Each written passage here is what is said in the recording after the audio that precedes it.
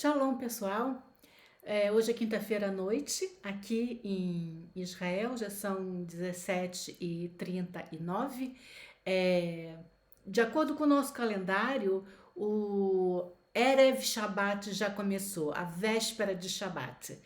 E eu tô fazendo esse vídeo fora do tema das nossas parashiot, porque eu tive uma experiência incrível hoje que eu quero compartilhar com vocês.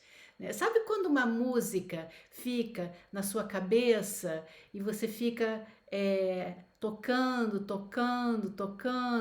a música o tempo todo? Eu estava com uma música na cabeça e estou ainda. E eu então perguntei para o Gemini, que é a inteligência artificial do Google, eu fiz a seguinte pergunta: por que uma música fica na nossa cabeça mesmo depois de vários dias sem ouvi-la? A resposta do Gemini me impressionou e eu tenho que compartilhar com vocês, até por causa das minhas reflexões depois da resposta do Gemini. A resposta: sabe aquela música que parece ter montado acampamento no seu cérebro? A ciência tem um nome para isso: earworms, ou vermes de ouvido, ou tecnicamente, imaginação musical involuntária. É um fenômeno fascinante onde o seu córtex auditivo, a parte do cérebro que processa som, entra em um loop infinito. Aqui estão os principais motivos pelos quais isso acontece. Número 1, a estrutura da música, o gancho. Nem toda música vira um earworm. Geralmente, as culpadas têm características específicas: simplicidade e repetição. Músicas com intervalos melódicos comuns e rimas fáceis são mais fáceis de o cérebro decorar. O pulo do gato. Quase sempre há um pequeno detalhe inesperado, uma nota fora do comum ou um ritmo levemente diferente que faz o cérebro querer resolver aquela sequência repetidamente. Número 2, o efeito Zeigarnik. Este é um conceito da psicologia que diz que o nosso cérebro odeia tarefas inacabadas. Se você ouviu apenas um trecho da música, o refrão, por exemplo, seu cérebro entra em um ciclo de tentar completar a música. Como ele não lembra do resto, ele volta para o início do trecho que conhece, criando o loop. 3. Gatilhos emocionais e memória. O cérebro é mestre em associação. Espera aí que eu perdi o texto. Já vou voltar. O cérebro é mestre em associação.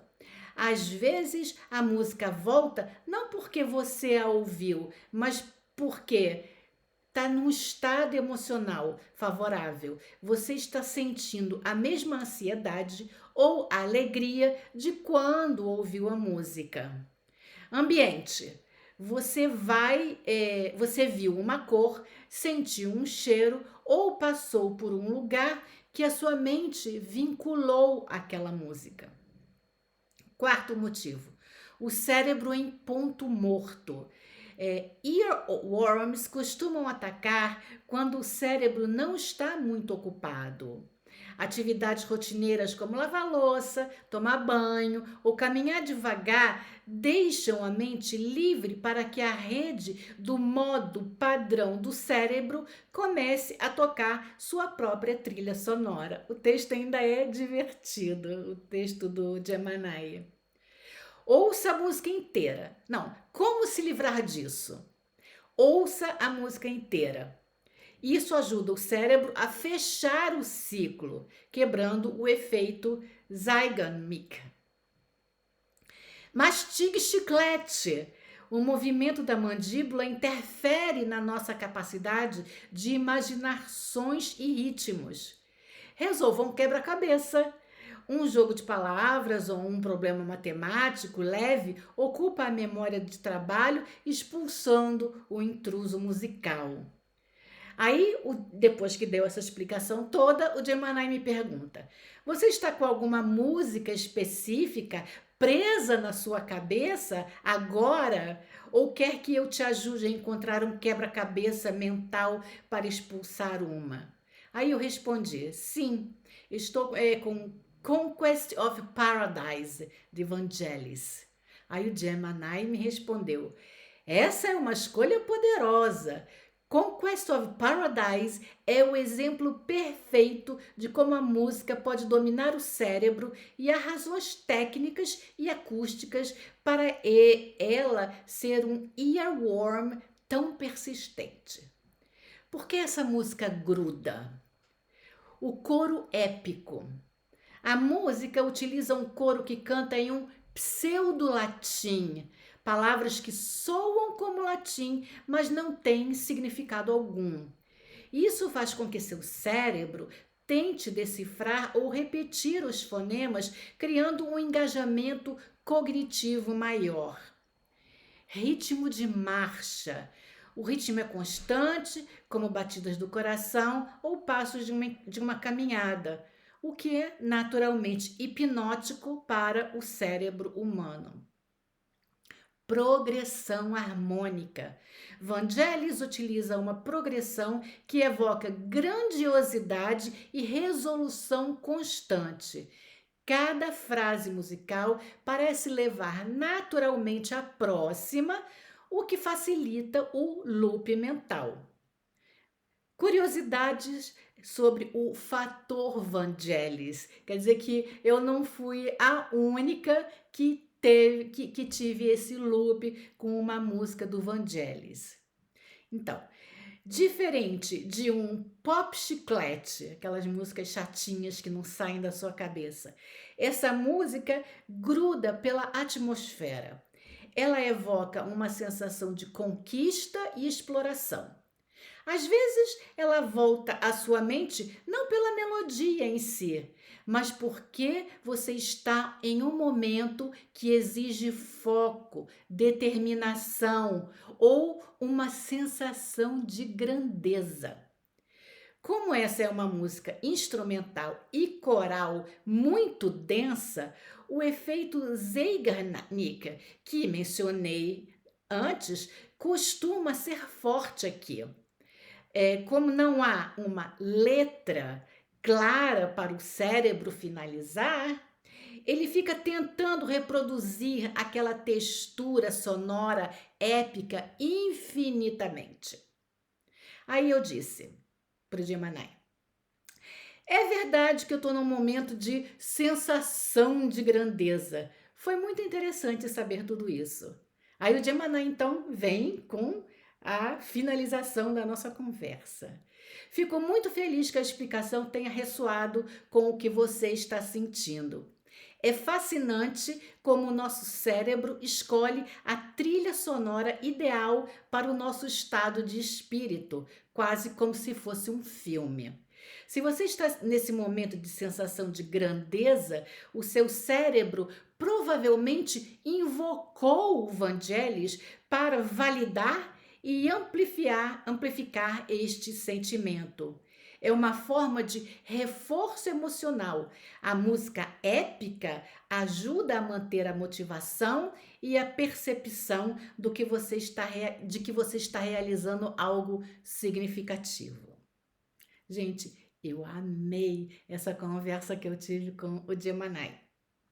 Mas não parou por aí. Aí eu comecei a minha própria reflexão já sem inteligência artificial. Então eu pensei, essa música, Conquest of Paradise, é a música tema do filme 1492, A Conquista, que descreve que trata da viagem de Cristóvão Colombo para a descoberta do continente americano, né? Mas, para dizer a verdade, eu já tinha tido, quer dizer, eu tenho tido várias sentimentos ou sensações de grandeza ultimamente. Mas sobre isso eu vou falar daqui a uma semana num vídeo que eu vou fazer também quinta-feira à noite, que é a véspera do meu aniversário judaico. Então já fica avisado que quinta-feira que vem à noite aqui em Israel, eu vou fazer outro vídeo que eu vou explicar, que eu vou contar por que eu tô com esse sentimento de grandeza, né? Então, voltando aqui, 1492 é o nome do filme e essa música é a música tema do filme, 1492. Então, de repente, veio à minha mente que 1492 também é o ano em que os reis católicos expulsaram os judeus da Espanha, sabe? Quem lembra das lições de história no colégio, vai saber que a viagem de Cristóvão Colombo foi patrocinada pelos reis católicos, pelos reis espanhóis, esses mesmos que expulsaram os judeus neste mesmo ano. Aí você diz, tá, Tirza, qual é a ligação entre a descoberta da América e a expulsão dos judeus da Espanha? Né? Bom, a ligação para mim é muito clara. Ora, os cristãos da Idade Média eram analfabetos, sabe? Era uma política da Igreja Católica de que as pessoas dependessem exclusivamente da igreja, porque se elas aprendessem a ler, iam ler a Bíblia, ia ver que tinha coisas que não estava correta, que foi o que aconteceu na Reforma Protestante, né? Então, nessa época, no século XV, e ao longo de toda a Idade Média, até o início do século XX, para dizer a verdade, a maioria da população mundial era analfabeta, né?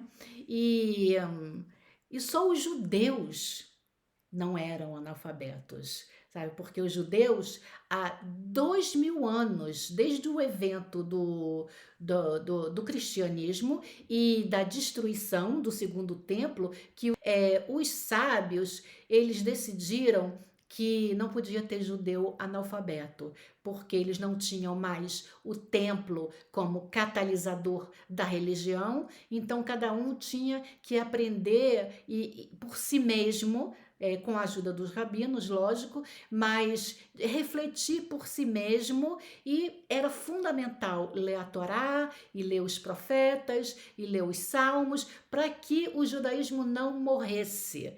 Então, foi decreto rabínico que todo mundo obedeceu, ou quem não obedeceu acabou abandonando a comunidade, de que as crianças tinham que aprender a ler e escrever a partir da idade de 5 anos de idade. Os séculos se passaram e o que aconteceu? Chegamos aqui no século XV, né, em que as grandes descobertas e Espanha e Portugal, se vocês lembram do Tratado de Tordesilhas, já sabiam que existia um continente no oeste e eles precisavam mandar pessoas navegar. Só que as únicas pessoas que tinham conhecimentos de navegação, que sabiam ler uma bússola, ou mesmo tudo, eu não entendo nada de náutica, então eu não posso dar exemplo, mas tudo que relacionado a uma navegação de longo curso, só os judeus sabiam fazer. Só os judeus. Então, quando os reis católicos, Fernão de Aragão e Isabel de Castela, expulsou os judeus, ele expulsou aqueles que se recusaram a se converter, né? Porque os judeus foram obrigados a se converter, então eles disseram, aqueles que não querem se converter, então vão embora, e botou os judeus para fora. Mas, óbvio, teve judeu, sim, que se converteu. Eu já expliquei em vídeos passados que eles se tornaram o que chamava de cristãos novos, que era o nome oficial que foi dado, mas que também eles eram conhecidos como criptojudeus. o que que eles faziam? Eles iam à igreja, iam à missa e no domingo adotaram, e foi dado pelos padres, nomes cristãos, José, Pedro, mas em casa, escondido, eles continuavam praticando o judaísmo, sabe? Então, gente, qual é a ligação com o filme 1492, com a música Conquest of Paradise? Para mim, está muito claro, sabe? Foi no mesmo ano, 1492, da expulsão dos judeus e da descoberta da América. Conclusão óbvia. Quem descobriu a América e entregou para os reis católicos foram os judeus. Foram os judeus. E eu, quando cheguei a esse entendimento, gente, eu estava andando na rua, eu comecei a rir sozinha. Eu falei assim, gente, o timing do Eterno é perfeito. E também a ironia, o senso de humor de Deus, né? Os caras sendo expulsos porque não eram bem-vindos, porque eram judeus, e eles entregando ao mundo a descoberta de um novo continente. Eu fiquei emocionadíssima, sabe? E agora, por que que eu estou nesse momento, né, qual foi a palavra que ele usou? De grandeza, grandiosidade, sabe? Já há algum tempo, que eu vou falar no vídeo da semana que vem, mas eu também tive esse sentimento assim de expansão do coração a semana passada, quando eu li na Parashá Bechalar sobre a abertura e a entrada dos judeus no Mar Morto, ou desculpa, no Mar Vermelho, sabe? Aquilo também é épico, aquilo merecia uma música do Vangelis, se ele estivesse lá na época, ou se hoje em dia se fizesse um filme, mas o Vangelis já morreu. Gente, era isso que eu queria compartilhar com vocês. Para mim foi uma coisa extraordinária, sabe? Ver a inteligência artificial, sabe? Me explicar o que eu não sabia. Fiz uma pergunta simples. Por que que a gente fica ouvindo uma música, ouvindo, tocando na nossa mente, mesmo depois que a gente já parou de ouvir a música, já tem até vários dias? Aí a resposta tá aí. Eu fiquei fascinada e eu espero que vocês tenham gostado também. Então, vamos nos preparar para o Shabat. E eu desejo a todos um Shabat Shalom.